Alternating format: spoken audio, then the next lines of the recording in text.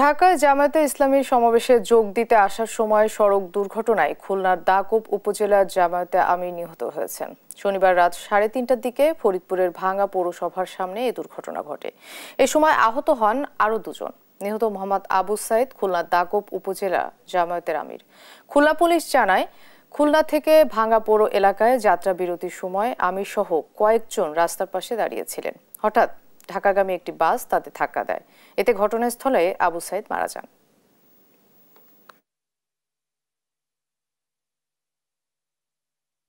খুলনা জেলার দাকোপ উপজেলার সম্মানিত জামাতের আমির সহ গাড়িবহর নিয়ে তারা ঢাকায় আসছিলেন। ফরিদপুরের ভাঙার মোড়ে সড়ক দুর্ঘটনায় নিহত হয়েছেন, আরো দুজন আহত হয়েছেন। নিহত মৌলানা আবু সাইদ, তার জন্য আল্লাহর কাছে ফরিয়াদ করে, আল্লাহ তুমি তাকে শাহাদাতের মর্যাদা দান করো।